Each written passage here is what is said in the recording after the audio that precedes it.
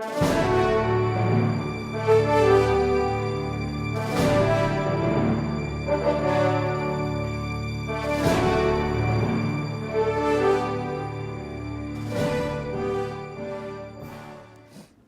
and welcome to We the Students, a political discussion sponsored by Nauset Regional High School's AP U.S. Government and Politics program, in collaboration with Nauset's video production class.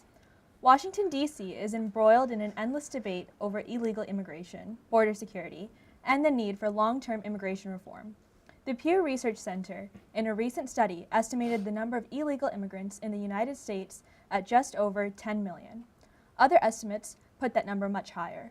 Regardless of that actual number, many illegal immigrants are children brought to the United States by parents looking for a way of better life. Are these children of illegal immigrants entitled to a free public education in the U.S.? I'm your guest host, Hima Patel, a senior at Nauset and veteran of the AP Government program. Over the next 30 minutes, our We the Students panel will discuss this question as we attempt to tackle the complicated issue of immigration. Just for the record, opinions expressed here belong to the panelists and are not the views of Nauset Regional High School or Nauset Regional School District. Now let's meet our panel. On the supporting side, we have Shaylin Risk and John Shortis.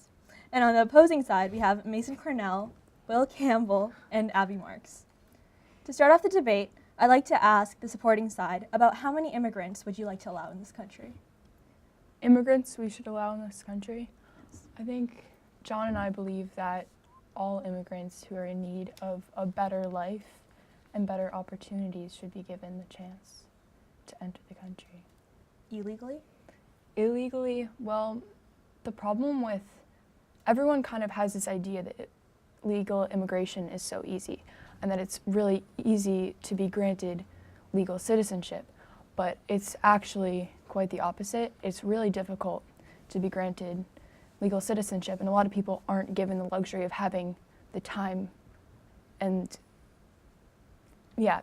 to really go through that process of either getting employment when you don't have connections or having family members already there, or getting asylum, because asylum, it's really difficult to be granted. What do you guys think? Well, I think we should focus more on trying to help more people come into the country legally than having illegals come in and not pay taxes and still receive benefits that legal citizens have. Okay, but what do you suppose we do about the children of the illegal immigrants?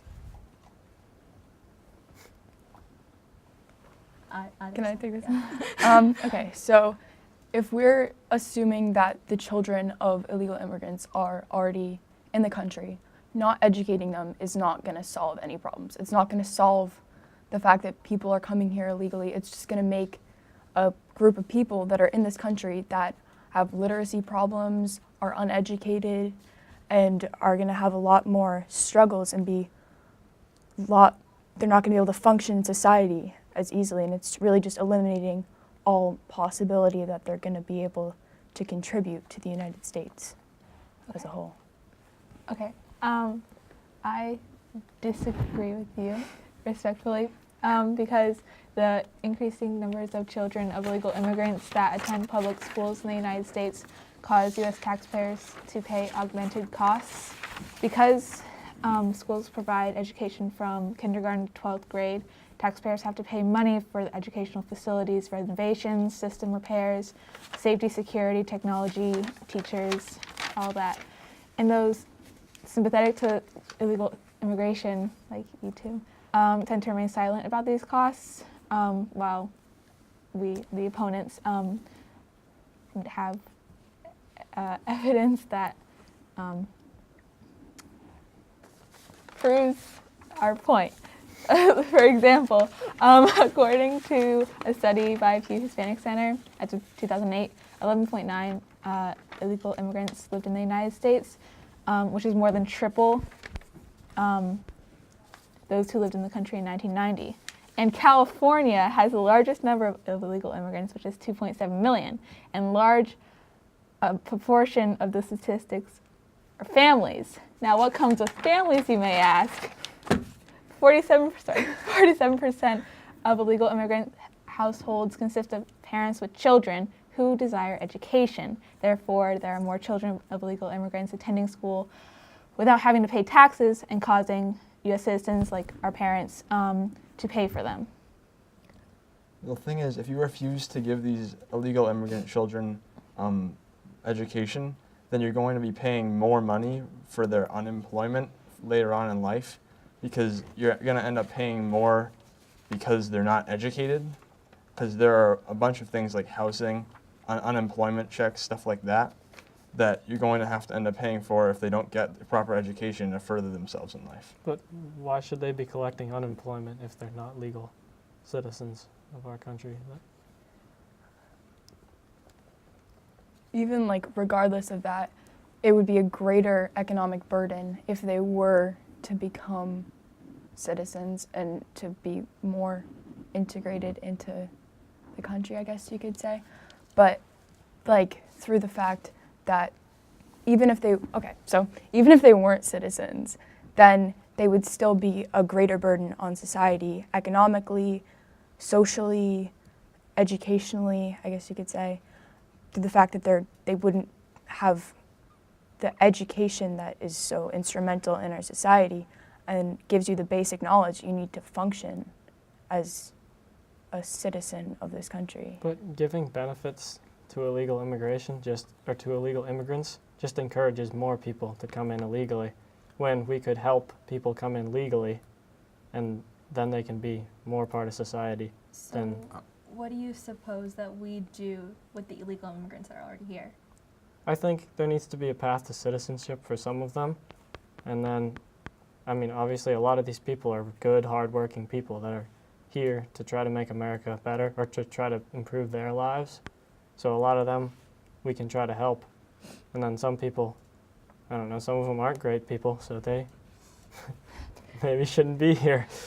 All right, Mason, what do you think? I agree with Will in the sense that I think there should be a pathway to citizenship, and that I don't believe that amnesty should be an option for them as a group pardon.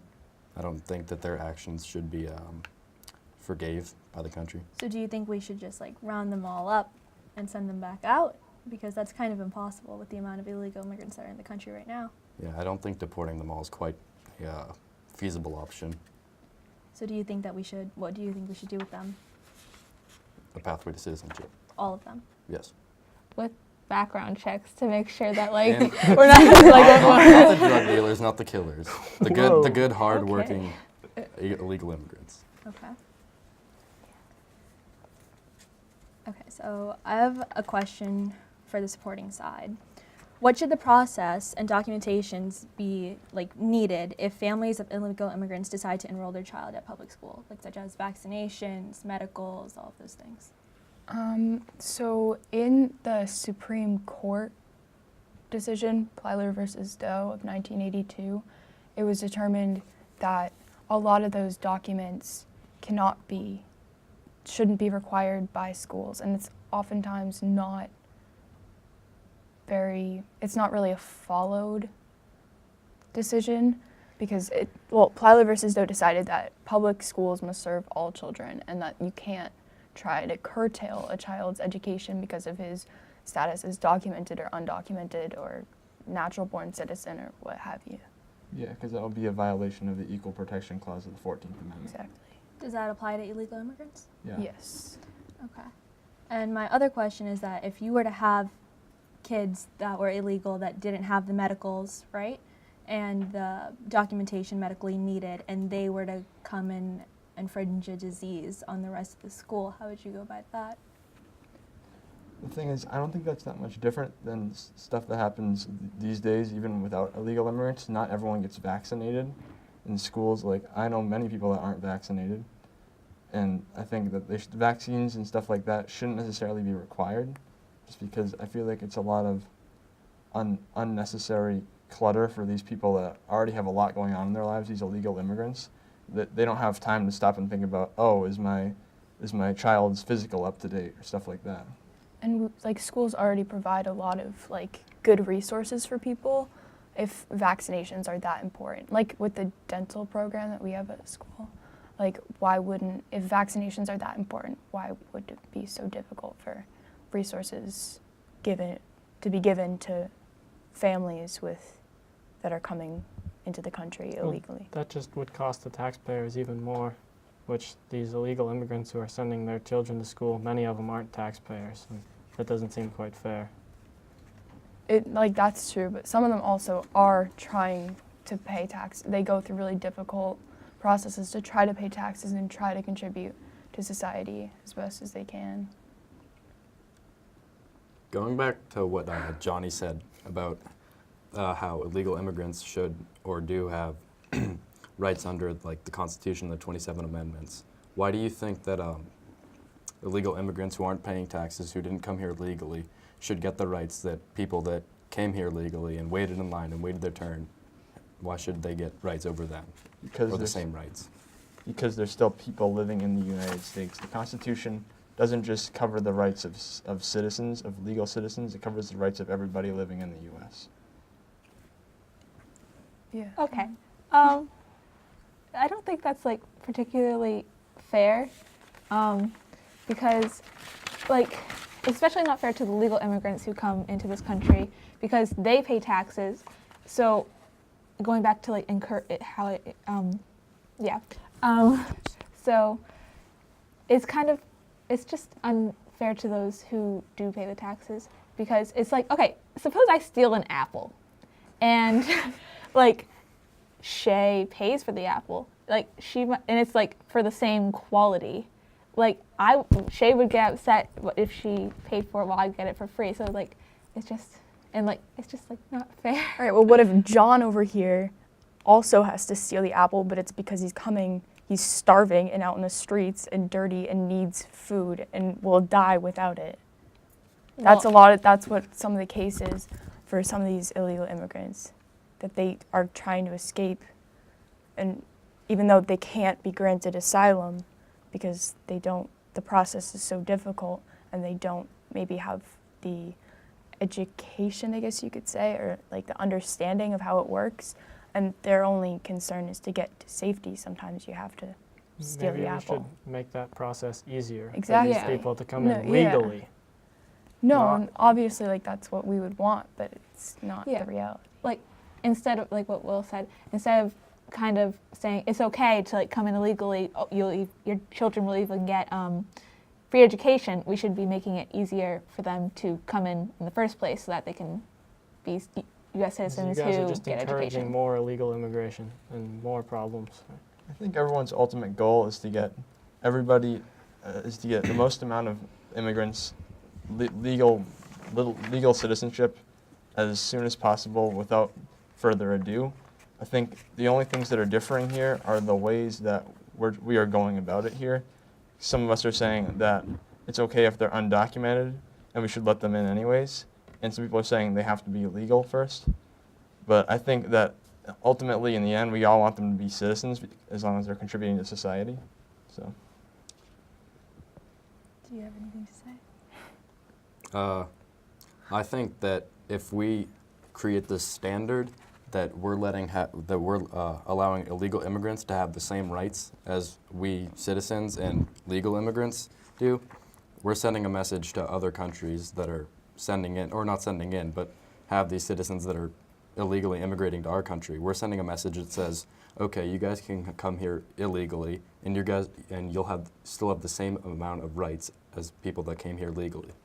And I don't think that's a message that we want to send as a country. That's not fair to our citizens who are paying taxes and came here legally. I totally understand that, and that's a really good point. But I also feel like, well, I've two kind of points. So with the Equal Protection Clause, which is what Fowler versus Doe is based off of, it says that that states cannot deny people within its jurisdiction the equal protection of the laws. And that's not just talking about, it doesn't say states can't deny citizens within its jurisdiction the equal protection of the laws.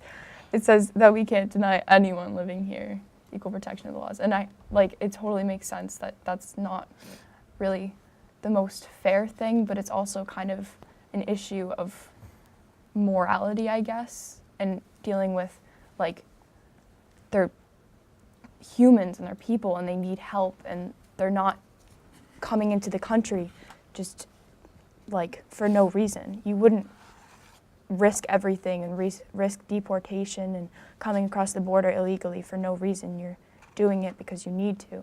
Okay, so I have a question for you guys. How do you suppose that the parents of the illegal children could compensate for coming here illegally? I think, well, obviously it's important that everyone's employed, and I think that as long as they have like a job and are functioning members of society, then there shouldn't be any further complications in that department. So when you're an illegal immigrant and you come to work for the United States, you normally don't pay taxes, as we established before. So how do you think that the illegal immigrants would be able to pay for an education in a public school if they don't pay taxes? Is there a system for that, or do you think that they should just be able to go for free without any? It wouldn't really be fair for them to be going for free, although that kind of is the case, unfortunately. But it kind of, like, if they're trying, I think probably what they can do is try to get, obviously, like, try to get citizenship and contribute and work. Right, but for the time being, between them being illegal and them getting the citizenship, what do you guys think? And this is actually an open question. What do you guys think the parents of the children of the illegal immigrants should be doing to compensate for coming here illegally and still being able to give their child an education here? Well, I think Shay kind of said this already, but like if they're coming here, they're probably coming here for a reason because they're having trouble where they live.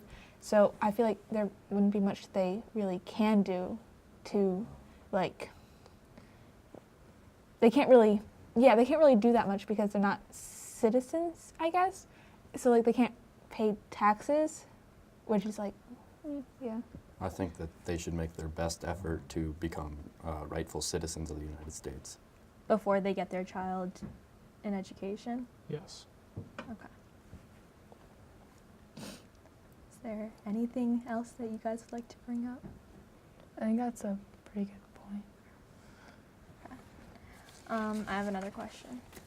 Is there a difference between the children that are illegal immigrants and the children whose parents are illegal immigrants? For example, DACA. Should they be treated the same, DACA students and children who are actually illegal? Does that make sense? Yeah, I think DACA kids, the ones that have been born in the U.S. to illegal immigrant parents, I mean, they're technically citizens because everyone born in the U.S. or naturalized, but I mean that doesn't matter because they're born in the U.S. They're automatically U.S. citizens. They should have the same right to an education and to the same rights to anything else because they're U.S. citizens. Yeah. Okay. I'm sorry. A lot of kids under DACA, it's like living in the United States is all they've ever known. Denying them an education here, it's like, what else would they do? They grew up here. This is their home for the most part. Well, I mean, they are they're citizens, so they deserve a free education. But if you're not a citizen, if you're illegal, I don't think you do. That's my opinion. so you think there should be a difference in how they're treated? Yeah, I do. What do you think? I'm not quite sure. Still like thinking about it. Thinking about it. Yeah. Okay. Do you guys have any other points to bring up? Do you want to talk about like school? Like in general or In general. Oh. Yeah, in general. Oh, okay, yeah. So a large issue with that we found during our research was that there is overcrowding. So according to the National Center for Educational Statistics, the U.S. school-age population has reached an all-time high of 55 million.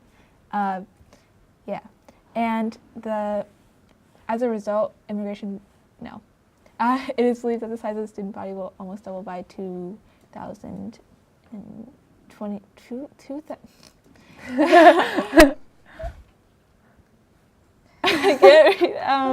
Yeah, it was just getting bigger, and a large amount of that is because of illegal immigrants. Yeah.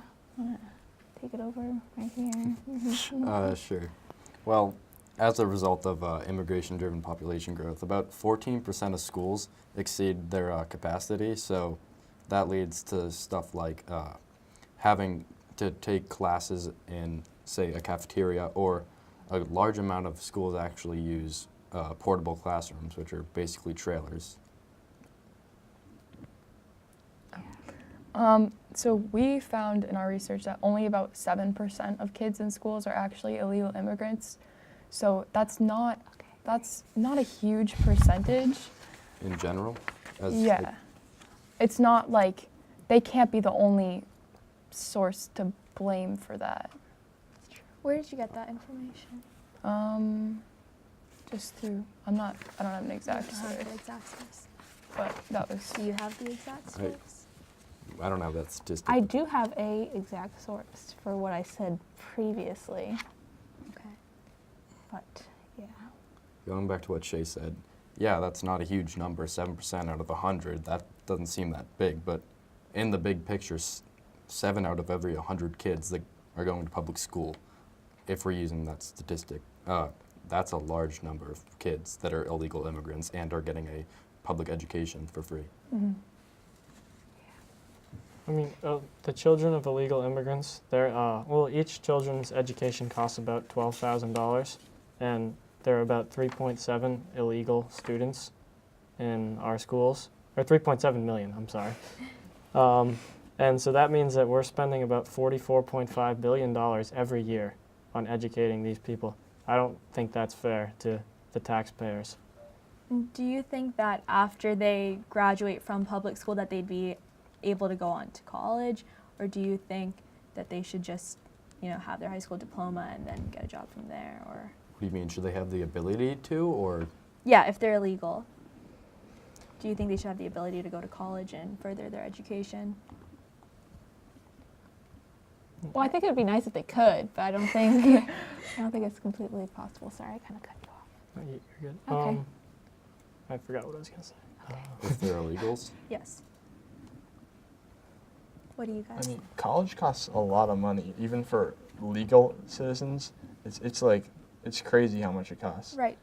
So do you think that them getting the education that they would get from K through 12th grade and not being able to go to college after on would even be worth it for them if they can't? I think so. I think there's plenty of schools. I think there's plenty of people that do very well in life, even if they don't go to college. Like, there are a lot of people that just graduate high school and then do really well. Like plumbers. Yes, for that you need to go to a trade school, Oh, which still okay. requires money and Yeah. school. That's just my question. Do you think they would be able to further their education beyond a high school diploma, even if they were given all of these? A very small percentage of illegal immigrants go beyond high school. So do you think that it is worth the amount of money that the U.S. government is putting into this That's a good question. to get all of these children education if they can't even go on and progress it? Well, I think there's a big difference between somebody being illiterate and somebody having a high school education. Mm-hmm. Because if you're getting education at like K through 12, like you said, that's still a good amount of education. That sets you off pretty well in life. And college is like, I don't want to say it's a luxury, but like I've said this already, but not everyone goes to college. Not everyone has this non-primary education, and I don't think that it's necessary. I would say it is a luxury. I mean, maybe we take it for granted as being not poor, not at a disadvantage in the U.S., but in say Africa or something, in many countries, college is definitely a luxury. Any kind of education is a luxury. But in the United States, do you think that it would be possible for someone with a high school diploma to go out and get a regular job in the world with our technology and with our progression in the world right now? Oh, well, definitely not like a very, well, I don't think they would get a very good job that would pay them that well. So it's just not a good situation for them. I kind of have to disagree with that. I feel like there's a lot of new jobs that are being made, especially with like as social media grows, that is not requiring kids going to college. Like, I don't know, people advertising like through social media and like being YouTubers and like social media influencers, I guess you could say, that a lot of people are, that's kind of a different I market. don't know a lot of people who are making money off of YouTube. A lot of people do. But a lot of employers like to see, like, I definitely agree with you. There are more jobs now that don't require a college education, but if you're going to a job, employers like to see that you I went would to say college. there are less jobs now that require. I have another last Colleges. question. Do Or you that don't think require. that, I'm sorry, I'm cutting you off. Do you think that the parents of the children that are illegal immigrants would want their child to be a YouTube star after they've sacrificed this much into their education? No. To be fair, YouTube stars make a lot of money. I'm just saying, do you think that that's why they came to America? No. Like, this is a question for you guys. I mean, that's probably not why they chose to come, but I think they came to give their children a better life and more opportunities, and if that's kind of the path that they want to pursue, then I guess there's nothing wrong with that.